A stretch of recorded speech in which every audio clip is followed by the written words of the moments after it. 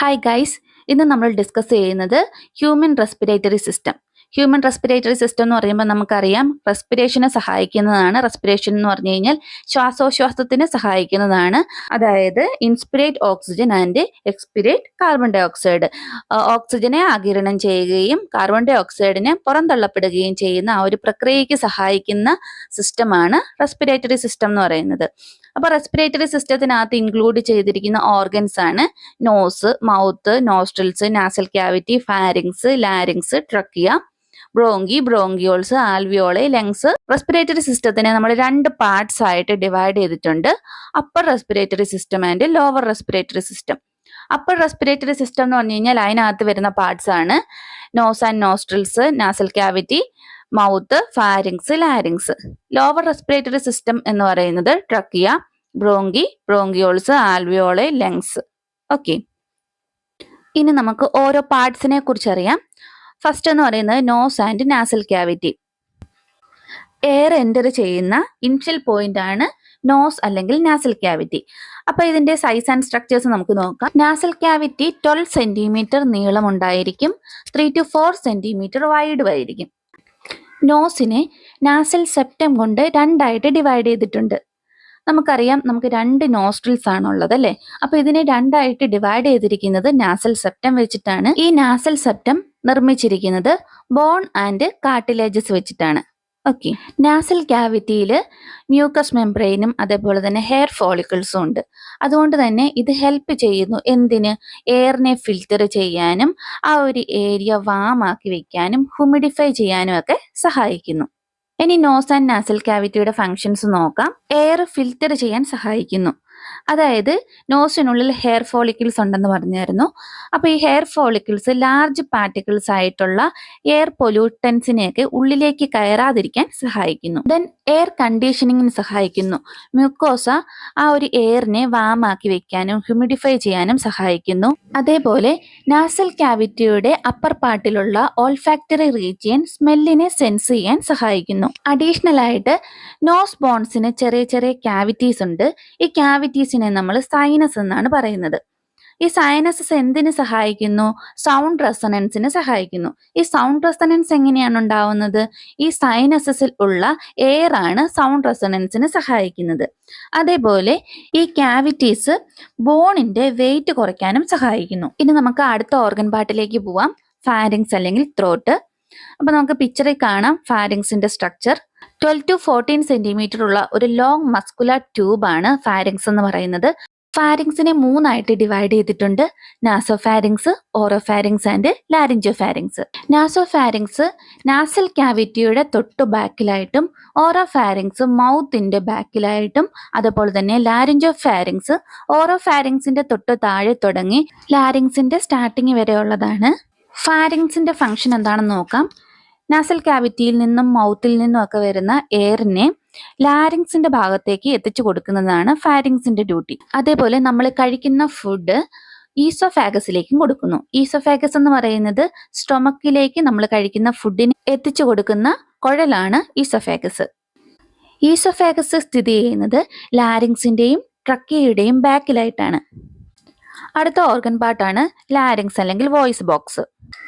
Larynx സ്ഥിതി ചെയ്യുന്നത് neck ഏരിയയിലാണ്, കഴുത്തിന്റെ ഏരിയയിലാണ്. അപ്രോക്സിമേറ്റ്ലി 5 സെന്റിമീറ്റർ നീളമാണ് ഇതിനുള്ളത്. അതേപോലെ ലാരിങ്സ് നിർമ്മിച്ചിരിക്കുന്നത് 9 കാർട്ടിലേജസ് കൊണ്ടാണ്. കാർട്ടിലേജസ് എന്ന് പറഞ്ഞു കഴിഞ്ഞാൽ ബോൺ ലൈക്ക് സ്ട്രക്ചർ തന്നെയാണ്. അതായത് ബോൺ പോലെ തന്നെയുള്ളൊരു സ്ട്രക്ചറാണ് കാർട്ടിലേജസ് എന്ന് പറയുന്നത്. പക്ഷെ ബോണിന്റെ അത്രയും ഹാർഡ് ആയിരിക്കത്തില്ല, കുറച്ചും കൂടി ഒന്ന് ഫ്ലെക്സിബിൾ ആയിരിക്കും. ലാരിങ്സിന്റെ ലാർജസ്റ്റ് ഏരിയയാണ് തൈറോയ്ഡ് കാർട്ടിലേജ് അല്ലെങ്കിൽ ആഡംസ് ആപ്പിൾ എന്ന് പറയും. അതേപോലെ ലാരിങ്സിലുള്ള ഒരു സ്ട്രക്ചറാണ് എപ്പിഗ്ലോട്ടിസ്. ഇത് ലീഫ് ഷേപ്ഡ് ഫ്ലാപ്പ് സ്ട്രക്ചറാണ്. ലീഫ് പോലെ ഇരിക്കും ഏകദേശം. എപ്പോഴാണോ ഫുഡ് പാർട്ടിക്കിൾസ് മൗത്തിൽ കൂടി എൻ്റർ ആവുന്നത് ആ സമയത്ത് എപ്പിഗ്ലോട്ടിസ് അപ്വേർഡിലേക്ക് മൂവ് ചെയ്യുകയും മുകളിലേക്ക് മൂവ് ചെയ്യുകയും ലാരിങ്സിനെ ക്ലോസ് ചെയ്യുകയും ചെയ്യും. അതുകൊണ്ട് തന്നെ ഫുഡ് പാർട്ടിക്കിൾസ് ട്രക്കിയയിൽ കൂടി ലങ്സിലേക്ക് പോകാതിരിക്കുകയും ഫുഡ് പാർട്ടിക്കിൾസ് നേരെ ഈസോഫാഗസിന്റെ ഭാഗത്തേക്ക് പോവുകയും ചെയ്യും. ലാരിങ്സിൽ നിന്നാണ് സൗണ്ട് പ്രൊഡ്യൂസ് ചെയ്യുന്നത്. അതുകൊണ്ട് തന്നെയാണ് നമ്മൾ ലാരിങ്സിനെ വോയിസ് ബോക്സ് എന്ന് പറയുന്നത്. ലാരിങ്സിൽ 2 വോക്കൽ കോഡ്സ് ആണുള്ളത്. ഈ വോക്കൽ കോഡ്സ് എപ്പോഴാണോ വൈബ്രേറ്റ് ചെയ്യുന്നത് അപ്പോഴാണ് സൗണ്ട് പ്രൊഡ്യൂസ് ആവുന്നത്. ഇനി നമുക്ക് സൗണ്ടിന്റെ പിച്ചിലോട്ട് വന്നു കഴിഞ്ഞാൽ വോക്കൽ കോഡ്സിന്റെ ലെങ്തിനനുസരിച്ചായിരിക്കും പിച്ച് കൂടിയും കുറഞ്ഞും ഇരിക്കുന്നത്. വോക്കൽ കോഡിന്റെ ലെങ്ത് ഷോർട്ട് ആണെന്നുണ്ടെങ്കിൽ പിച്ച് കൂടുതലായിരിക്കും. ഫീമെയിൽസിൽ പിച്ച് കൂടുതലാണ്, കാരണം വോക്കൽ കോഡിന്റെ ലെങ്ത് ഷോർട്ട് ആണ്.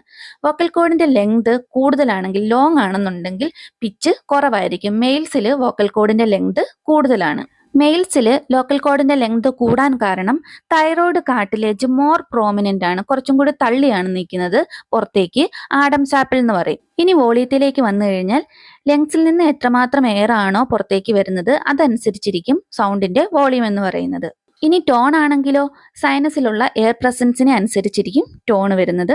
അതുമാത്രമല്ല ടങ്, ഫാരിങ്സ്, അതുപോലെ തന്നെ മൗത്തിന്റെ സ്ട്രക്ചർ എല്ലാം സൗണ്ടുമായി ബന്ധപ്പെട്ടിരിക്കുന്നു. അടുത്ത പാട്ടിലേക്ക് പോവാം. ട്രക്കിയ അല്ലെങ്കിൽ വിൻഡ് പൈപ്പ് എന്ന് പറയും. സിലിണ്ട്രിക്കൽ ട്യൂബാണ് ട്രക്കിയ. 10 to 12 സെന്റിമീറ്റർ നീളവും 2.5 സെന്റിമീറ്റർ ഡയമീറ്ററുമാണ് ഇതിനുള്ളത്. സി ഷേപ്പുള്ള കാർട്ടിലേജസ് കൊണ്ടാണ് ഇത് നിർമ്മിച്ചിരിക്കുന്നത്. 16 to 20 സി ഷേപ്ഡ് കാർട്ടിലേജസ് ആണ് ട്രക്കിയയിലുള്ളത്. സി ഷേപ്ഡ് ആയിട്ടുള്ള കാർട്ടിലേജ് ആയതുകൊണ്ട് തന്നെ അതിന്റെ ബാക്ക് സൈഡ് ഓപ്പൺ ആയിരിക്കും. ആ ഒരു പോർഷനിൽ അറ്റാച്ച് ചെയ്തിരിക്കുന്നത് സ്മൂത്ത് മസിൽ ടിഷ്യൂസ് കൊണ്ടാണ്. സ്മൂത്ത് മസിൽ ടിഷ്യൂസിന് ഡയമീറ്റർ അഡ്ജസ്റ്റ് ചെയ്യാൻ പറ്റും, അതായത് ഡയലേറ്റ് ചെയ്യാനും കൺസ്ട്രിക്ട് ചെയ്യാനും പറ്റും. അതുകൊണ്ട് തന്നെ എയറിന്റെ ആവശ്യമനുസരിച്ച് ഡയമീറ്റർ അഡ്ജസ്റ്റ് ചെയ്യാൻ സാധിക്കുന്നുണ്ട്. അപ്പോൾ നേരത്തെ പറഞ്ഞിരുന്നു ലാരിങ്സിന്റെയും ട്രക്കിയയുടെയും ബാക്ക് സൈഡിലാണ് ഈസോഫാഗസ് സ്ഥിതി ചെയ്യുന്നതെന്ന്. സി ഷേപ്ഡ് കാർട്ടിലേജസ് കൊണ്ടുണ്ടാക്കിയിരിക്കുന്ന ഈ ട്രക്കിയയുടെ ഓപ്പൺ പാർട്ട് ഈസോഫാഗസുമായി ഫേസ് ചെയ്തിട്ടാണ് ഇരിക്കുന്നത്. ട്രക്കിയയ്ക്ക് 3 ലെയേഴ്സ് ഉണ്ട്: outer layer, inner layer and middle layer. Outer ലെയറിൽ ഈ പറഞ്ഞതുപോലെ fibre tissues and elastic tissues ഉണ്ട്. ഇന്നർ ലെയറിൽ സ്യൂഡോ സ്ട്രാറ്റിസ്ഫൈഡ് സീലിയേറ്റഡ് കൊലുമിനാർ എപ്പിത്തീലിയം ആണുള്ളത്. മിഡിൽ ലെയറിലാണ് കാർട്ടിലേജസ് ഉള്ളത്. ഇനി ട്രക്കയുടെ ബിലോ പോർഷനിലേക്ക് വന്നു കഴിഞ്ഞാൽ ട്രക്ക 2 ബ്രാഞ്ച് ആയിട്ട് തിരിയുന്നുണ്ട്: right bronchus and left bronchus. 5th thoracic വെർട്ടിബ്രയുടെ ഏരിയയിൽ വെച്ചിട്ടാണ് ഈ ട്രക്കിയ 2 ബ്രാഞ്ച് ആയിട്ട് തിരിയുന്നത്: right bronchus and left bronchus. ആ ഒരു ഏരിയയ്ക്ക് പറയുന്ന പേരാണ് കരീന. ട്രക്കിയ കാർട്ടിലേജസ് കൊണ്ടാണ് നിർമ്മിച്ചിരിക്കുന്നതെന്ന് പറഞ്ഞിട്ടുണ്ടായിരുന്നു. അപ്പോൾ ഈ ട്രക്കിയ ഡിവൈഡ് ചെയ്യുന്ന ബ്രോങ്കസിലും കാർട്ടിലേജസ് ഉണ്ട്. പക്ഷേ അതിന്റെ ആ ഒരു എൻഡ് പോർഷനിലോട്ട് എത്തുമ്പോൾ അതിന്റെ പ്രപ്പോർഷൻ കുറയുകയും പിന്നെ അത് സ്മൂത്ത് ടിഷ്യൂസ് മാത്രമായിട്ട് കവർ ചെയ്യുകയും ചെയ്യുന്നുണ്ട്. ബ്രോങ്കസ് ബ്രാഞ്ചസ് ആയിട്ട് തിരിയുന്നതാണ് ബ്രോങ്കിയോൾസ് എന്ന് പറയുന്നത്. അതുകൊണ്ട് തന്നെ ബ്രോങ്കിയോൾസിലോട്ട് എത്തുമ്പോൾ കാർട്ടിലേജ് നമുക്ക് കാണാൻ സാധിക്കത്തില്ല. ഫുള്ളി സ്മൂത്ത് മസിൽ ടിഷ്യൂസ് മാത്രമായിരിക്കും ഉണ്ടാവുക. ഈ സ്മൂത്ത് മസിൽ ടിഷ്യൂസ് എന്ന് പറയുന്നത് നെർവസ് സിസ്റ്റം ആണ് ഇതിനെ കൺട്രോൾ ചെയ്യുന്നത്. നമുക്കറിയാം sympathetic nervous system and parasympathetic nervous system. Sympathetic nervous system broncho ഡയലേഷനെയും പാരാസിമ്പത്തറ്റിക് നെർവസ് സിസ്റ്റം ബ്രോങ്കോ കൺസ്ട്രക്ഷനെയും സഹായിക്കുന്നു. ഇനി നമുക്ക് ട്രക്കിയയുടെ ഫംഗ്ഷനിലേക്ക് വരാം. ലാരിങ്സിൽ നിന്ന് വരുന്ന എയറിനെ ബ്രോങ്കസ് ഏരിയ അല്ലെങ്കിൽ ബ്രോങ്കി ഏരിയയിലേക്ക് എത്തിക്കുന്നത് ട്രക്കിയയാണ്. ട്രക്കയിൽ ഒരുപാട് സീലിയാസ് ഉണ്ട്. അപ്പോൾ ഈ സീലിയാസ് മ്യൂക്കസിനെയും പൊല്യൂട്ടൻ പാർട്ടിക്കിൾസിനെയും ലങ്സിന്റെ ഭാഗത്തേക്ക് പോകുന്നത് തടയുന്നു. ഇനി നമുക്ക് ബ്രോങ്കിയോൾസിലോട്ട് വരാം. ഓൾറെഡി പറഞ്ഞു ട്രക്കിയ 2 ബ്രാഞ്ചായിട്ട് തിരിയുന്നുണ്ട്: right bronchus and left bronchus. Right bronchus left ബ്രോങ്കസിനെ കഴിഞ്ഞും ഷോർട്ടർ ആയിരിക്കും, വൈഡർ ആയിരിക്കും. റൈറ്റ് ബ്രോങ്കസിന് ഒരു വെർട്ടിക്കൽ സ്ട്രക്ചർ ആയിരിക്കും. ലെങ്ത് 2.5 സെന്റിമീറ്റർ ആണ്. റൈറ്റ് ബ്രോങ്കസിന് 3 ബ്രാഞ്ചസ് ആണുള്ളത്: superior, inferior and middle. Left bronchus right ബ്രോങ്കസിന്റെ അത്രയും വെർട്ടിക്കൽ അല്ല, ഏകദേശം ഒരു ഹൊറിസോണ്ടൽ സ്ട്രക്ചർ ആണ് ഉണ്ടാവുക. ലെഫ്റ്റ് ബ്രോങ്കസിന് 5 സെന്റിമീറ്റർ ലെങ്തും 2 ബ്രാഞ്ചസുമാണുള്ളത്: സുപ്പീരിയർ ആൻഡ് ഇൻഫീരിയർ.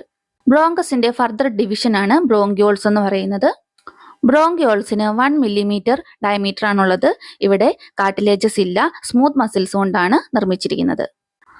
ബ്രോങ്കിയോൾസ് വീണ്ടും ബ്രാഞ്ചസ് ആയിട്ട് തിരിഞ്ഞ് terminal bronchioles, then respiratory bronchioles, പിന്നീട് ആൽവിയോളർ ഡക്റ്റ്, ദെൻ ആൽവിയോളയായിട്ട് ഫോം ചെയ്യുന്നു. അപ്പോൾ റെസ്പിറേറ്ററി സിസ്റ്റത്തിന്റെ സ്ട്രക്ചർ എന്ന് പറയുന്നത് first nose and nostrils, nasal cavity, then പിന്നീട് വരുന്നത് ഫാരിങ്സ്, ദെൻ ലാരിങ്സ് വരുന്നുണ്ട്. ദെൻ ലാരിങ്സ് വീണ്ടും ട്രക്കിയയിലോട്ട് അറ്റാച്ച് ചെയ്യുന്നു. ദെൻ ട്രക്കിയ വീണ്ടും 2 ബ്രാഞ്ചസ് ആയിട്ട് തിരിഞ്ഞ് right bronchus and left bronchus ആവുന്നു. ദെൻ വീണ്ടും അതിൽ ഡിവിഷൻ നടന്ന് ബ്രോങ്കിയോൾസ് വരുന്നു. ദെൻ ബ്രോങ്കിയോൾസ് കഴിഞ്ഞിട്ട് ദെൻ ആൽവിയോളൈ വരുന്നു. അങ്ങനെയാണ് അതിന്റെ സ്ട്രക്ചർ കിടക്കുന്നത്. ഈ 2 ബ്രോങ്കസും അറ്റാച്ച് ചെയ്തിരിക്കുന്നത് ലങ്സിലോട്ടാണ്. ഇനി ബ്രോങ്കിയോൾസിന്റെ ഫംഗ്ഷനിലേക്ക് വന്നു കഴിഞ്ഞാൽ ബ്രോങ്കിയോൾസ് ആണ് എയറിനെ ത്രൂ ഔട്ട് ലങ്സിലേക്ക് ഡിസ്ട്രിബ്യൂട്ട് ചെയ്യുന്നത്. ദെൻ ബ്രോങ്കിയോൾസിലുള്ള smooth muscles air flow regulate ചെയ്യാൻ ഡയലേറ്റ് ചെയ്യുകയും കൺസ്ട്രിക്റ്റ് ചെയ്യുകയും ചെയ്യുന്നു. അടുത്തത് ലങ്സ്. കോൺ ഷേപ്ഡ് ആയിട്ടുള്ള ഒരു ഓർഗനാണ് ലങ്സ് എന്ന് പറയുന്നത്. ഇത് തൊറാസിക് ക്യാവിറ്റിയിലാണ് ലൊക്കേറ്റ് ചെയ്തിരിക്കുന്നത്. 2 ലങ്സ് ആണുള്ളത്, right lungs and left lungs. Left ലങ്സിനെ കഴിഞ്ഞും കുറച്ച് വലിപ്പ കൂടുതലായിരിക്കും റൈറ്റ് ലങ്സിന്. റൈറ്റ് ലങ്സിന് 3 ലോബ്സ് ആണുള്ളത്, superior, middle and inferior. Around 700 gram weight ഉണ്ട് റൈറ്റ് ലങ്സിന്. ലെഫ്റ്റ് ലങ്സിന് 2 ലോബ്സ് ആണുള്ളത്, superior lobes and inferior lobes. Weight around 600 grams ആണ്. ലങ്സ് ഒരു ഇലാസ്റ്റിസിറ്റി ഉള്ളതും അതേപോലെ തന്നെ സ്പോഞ്ചി ലൈക്ക് സ്ട്രക്ചറുമാണ്. ഇതിൽ ആൽവോളാർ ടിഷ്യൂസ് ഉണ്ട്, ബ്ലഡ് വെസൽസ് ഉണ്ട്, അതേപോലെ തന്നെ കണക്റ്റീവ് ടിഷ്യൂസ് ഒക്കെ ഉണ്ട്. 2 ലങ്സിനും 25 തൊട്ട് 30 വരെ സെന്റിമീറ്റർ ഹൈറ്റും അതേപോലെ തന്നെ 12 to 14 സെന്റിമീറ്റർ വിഡ്ത്തുമാണ് ഉള്ളത്. ലങ്സിനെ 2 ലെയർ കൊണ്ട് കവർ ചെയ്തിരിക്കുന്നു. അതിന് നമ്മൾ പ്ലൂറ എന്ന് പറയും. ഇന്നർ ലെയറിനെ വിസറൽ പ്ലൂറ എന്നും ഔട്ടർ ലെയറിനെ പരേറ്റൽ പ്ലൂറ എന്നും പറയുന്നു. നിങ്ങൾക്ക് പിക്ചറിൽ കാണാം വിസറൽ പ്ലൂറയും പരേറ്റൽ പ്ലൂറയും.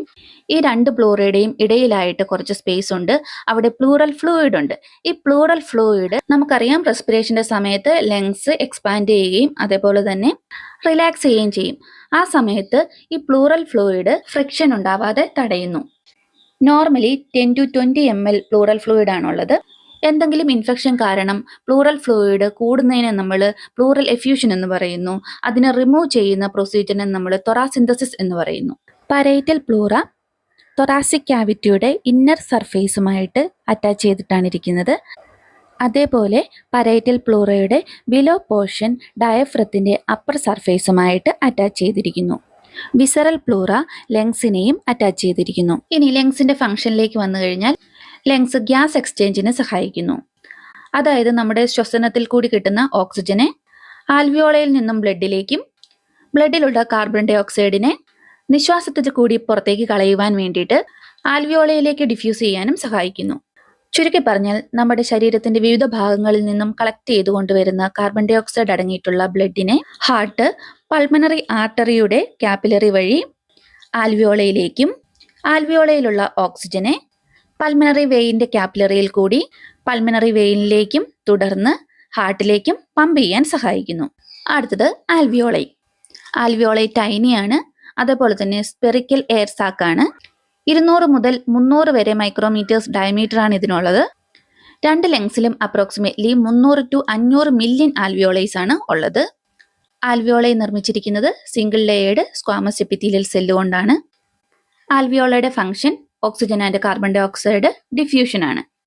ഇനി നമുക്ക് റെസ്പിറേഷൻ ഇൻവോൾവ് ചെയ്തിരിക്കുന്ന മസിൽസിനെ കുറിച്ച് പറയാം. അതിലൊന്നാണ് diaphragm and intercostal muscles. Diaphragm large dome shaped മസിലാണ്.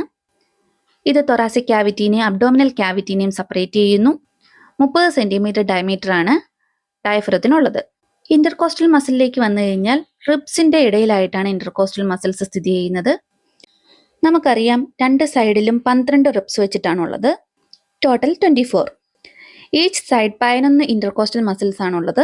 Total 22. ബ്രീത്തിങ്ങിന്റെ ക്രൂഷ്യൽ റോൾ വഹിക്കുന്നത് ബ്രെയിൻ സ്റ്റെമ്മിലുള്ള മെഡുല ഒബ്ലാങ്കേറ്റയാണ്.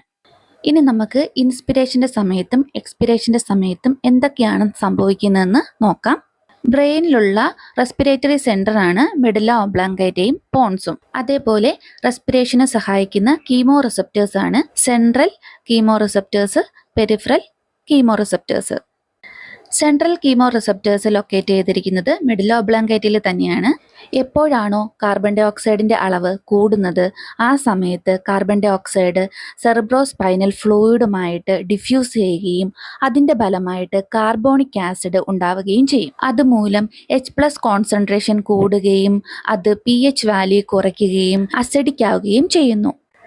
സെൻട്രൽ കീമോ റിസപ്റ്റേഴ്സ് ഈ pH വാല്യൂ ഡ്രോപ്പ് ആവുന്നത് ഐഡന്റിഫൈ ചെയ്യുകയും മെഡുല ഒബ്ലോങ്ങേറ്റയെ എക്സസ് ആയിട്ടുള്ള കാർബൺ ഡൈ ഓക്സൈഡിനെ എലിമിനേറ്റ് ചെയ്യാനും ബ്രീത്തിങ് നീഡ്സ് അഡ്ജസ്റ്റ് ചെയ്യാനും സ്റ്റിമുലേറ്റ് ചെയ്യിപ്പിക്കുന്നു. അതേപോലെ പെരിഫറൽ കീമോ റിസപ്റ്റേഴ്സ് ലൊക്കേറ്റ് ചെയ്തിരിക്കുന്നത് കരോട്ടിഡ് ആർട്ടറിയിലും അതേപോലെ ആർച്ച് ഓഫ് അയോർട്ടയിലുമാണ്. എപ്പോഴാണോ ഓക്സിജന്റെ അളവ് ബ്ലഡിൽ കുറയുന്നത്, ഹൈപ്പോക്സീമിയ ഉണ്ടാവുന്നത്, അല്ലെങ്കിൽ കാർബൺ ഡൈ ഓക്സൈഡിന്റെ അളവ് കൂടുന്നത്, ഹൈപ്പർകാപ്നിയ ഉണ്ടാകുന്നത്, ആ സമയത്ത് കരോട്ടിഡ് ആർട്ടറിയിൽ നിന്നും 9th ക്രേനിയൽ നെർവായിട്ടുള്ള ഗ്ലോസോഫാരിഞ്ചൽ നെർവ് വഴിയും ആർച്ച് ഓഫ് അയോർട്ടയിൽ നിന്ന് 10th ക്രേനിയൽ നെർവായിട്ടുള്ള വാഗസ് നെർവ് വഴിയും സിഗ്നൽസ് മെഡുല ഒബ്ലോങ്ങേറ്റയിലേക്ക് പാസ് ചെയ്യുന്നു. ദെൻ മെഡുല ഒബ്ലോങ്ങേറ്റ ഡയഫ്രത്തിലേക്ക് ഫ്രെനിക് നെർവ് വഴി സിഗ്നൽസിനെ പാസ് ചെയ്യിക്കുകയും ഇന്റർകോസ്റ്റൽ മസിൽസിലേക്ക് ഇന്റർകോസ്റ്റൽ നെർവ് വഴി സിഗ്നൽസിനെ പാസ് ചെയ്യിപ്പിക്കുകയും ചെയ്യുന്നു. ഫ്രെനിക് നെർവ് ഒറിജിനേറ്റ് ചെയ്തിരിക്കുന്നത് സർവിക്കൽ സ്പൈനൽ കോഡിന്റെ C3 to C5 ഇത് ഡയഫ്രത്തിന്റെ കൺട്രാക്ഷനെ സഹായിക്കുന്നു. ഡയഫ്രം കൺട്രാക്ട് ചെയ്യുമ്പം ഡയഫ്രം ഡൗൺവേർഡിലേക്ക് മൂവ് ചെയ്യുകയും അങ്ങനെ തൊറാസിക് ക്യാവിറ്റിയുടെ വോളിയം കൂടുകയും ചെയ്യും. ഇന്റർകോസ്റ്റൽ മസിൽസ് ലൊക്കേറ്റ് ചെയ്തിരിക്കുന്നത് റിബ്സുകളുടെ ഇടയിലാണെന്ന് പറഞ്ഞിട്ടുണ്ടായിരുന്നു. അപ്പോൾ ഇൻസ്പിരേഷന്റെ സമയത്ത് ഇന്റർകോസ്റ്റൽ മസിൽസ് കൺട്രാക്ട് ചെയ്യുകയും അത് റിബ്സിനെ മുകളിലേക്ക് മൂവ് ചെയ്യിപ്പിക്കുകയും ഔട്ട്വേർഡിലേക്ക് മൂവ് ചെയ്യിപ്പിക്കുകയും ചെയ്യുന്നു. അതുമൂലവും തൊറാസിക് ക്യാവിറ്റിയുടെ വോളിയം ഇൻക്രീസ് ചെയ്യുന്നു. So comparatively atmospheric പ്രഷറിനേക്കാൾ ലങ്സിലുള്ള intrapulmonary pressure കുറയുകയും അതുമൂലം എയർ ഫ്ലോ ലങ്സിലേക്ക് നടക്കുകയും ചെയ്യുന്നു. നോസിൽ നിന്നും മൗത്തിൽ നിന്നും ആരംഭിച്ച് nasal cavity, pharynx, larynx, trachea, then ലങ്സിൻ്റെ ഉള്ളിലേക്ക് വന്നു കഴിയുമ്പോൾ ബ്രോങ്കി, ബ്രോങ്കിയോൾസ്, അങ്ങനെ ഫൈനലി ആൽവിയോളൈസിലേക്ക് എയർ എത്തുന്നു. പറഞ്ഞിരുന്നു ആൽവിയോളൈ എന്ന് പറയുന്നത് ടൈനി എയർ സാക്കാണ്. ഇവിടെ വെച്ചിട്ടാണ് ഓക്സിജന്റെയും കാർബൺ ഡൈ ഓക്സൈഡിന്റെയും ഡിഫ്യൂഷൻ നടക്കുന്നത്. ഇങ്ങനെയാണ് ഇൻസ്പിരേഷൻ ഉണ്ടാകുന്നത്. എക്സ്പിരേഷൻ എന്ന് പറഞ്ഞു കഴിഞ്ഞാൽ ഇതിന്റെ നേരെ ഓപ്പോസിറ്റ് ആണ്. ഇൻഹലേഷന്റെ സമയത്ത് നമ്മൾ ശ്വസിക്കുന്ന ഓക്സിജൻ ആൽവിയോളയിൽ വെച്ച് പൾമിനറി വെയിന്റെ ക്യാപ്പിലറിയിലേക്ക് ഡിഫ്യൂസ് ചെയ്യുന്നു. അതേസമയം പൾമിനറി ആർട്ടറിയുടെ ക്യാപ്പിലറിയിൽ നിന്ന് ആൽവിയോളയിലേക്ക് കാർബൺ ഡൈ ഓക്സൈഡ് ഡിഫ്യൂസ് ചെയ്യുന്നു. അപ്പോൾ ഈ കാർബൺ ഡൈ ഓക്സൈഡിനെ നമുക്ക് പുറത്തേക്ക് കളയണ്ടേ? അതിനാണ് നമ്മൾ നിശ്വാസത്തിൽ കൂടി അല്ലെങ്കിൽ എക്സ്പിരേഷൻ എന്ന് പറയുന്നത്. എക്സ്പിരേഷൻ്റെ സമയത്ത് മെഡുല ഒബ്ലോങ്കേറ്റയിൽ നിന്ന് വരുന്ന സ്റ്റിമുലേഷൻസ് കുറവായിരിക്കും. അതുമൂലം ഡയഫ്രവും ഇന്റർകോസ്റ്റൽ മസിലും റിലാക്സ് ചെയ്യുന്നു. ഡയഫ്രം അപ്വേർഡിലേക്ക് അല്ലെങ്കിൽ മുകളിലേക്ക് മൂവ് ചെയ്യുകയും ഡോം ഷേപ്പ് പൊസിഷൻ കീപ്പപ്പ് ചെയ്യുകയും ചെയ്യുന്നു. അതുമൂലം തൊറാസിക് ക്യാവിറ്റിയുടെ വോളിയം കുറയുന്നു. ഇന്റർകോസ്റ്റൽ മസിൽ റിലാക്സ് ചെയ്യുന്നത് മൂലം റിബ്സ് ഡൗൺവേർഡിലേക്ക് മൂവ് ചെയ്യുകയും അകത്തേക്ക് മൂവ് ചെയ്യുകയും ചെയ്യുന്നു. ഇതുമൂലവും തൊറാസിക് ക്യാവിറ്റിയുടെ വോളിയം കുറയുന്നു. സോ ലങ്സിനുള്ളിലെ ഇൻട്രാപൾമിനറി പ്രഷർ കൂടുകയും തന്മൂലം എയർ ലങ്സിലുള്ള കാർബൺ ഡൈ ഓക്സൈഡ് ആയിട്ടുള്ള എയർ പുറത്തേക്ക് എക്സ്പെൽ ചെയ്യുകയും ചെയ്യുന്നു. അപ്പോൾ ഈ carbon dioxide air travel ചെയ്യുന്നത് എങ്ങനെയാണ്? Alveoli, bronchioles, bronchi, trachea, larynx, then pharynx, then nasal cavity and oral cavity വഴി എയർ പുറത്തേക്ക് പോകുന്നു. വീണ്ടും മെഡുല ഒബ്ലോങ്ങേറ്റ കാർബൺ ഡൈ ഓക്സൈഡിൻ്റെയും ഓക്സിജൻ്റെയും ലെവൽ മോണിറ്റർ ചെയ്യുകയും വീണ്ടും എക്സ്പിരേഷൻ ആൻഡ് ഇൻസ്പിരേഷൻ പ്രോസസ്സ് നടക്കുകയും ചെയ്യുന്നു. അപ്പോൾ ഈ എക്സ്പ്ലനേഷൻ ക്ലിയർ ആയെന്ന് വിചാരിക്കുന്നു. ഇതേപോലുള്ള വീഡിയോകൾക്കായി ചാനൽ സബ്സ്ക്രൈബ് ചെയ്യുക, ലൈക്ക് ചെയ്യുക. എന്തെങ്കിലും സംശയങ്ങളുണ്ടെങ്കിൽ കോമെൻറ്റിൽ കൂടി അറിയിക്കുക. താങ്ക്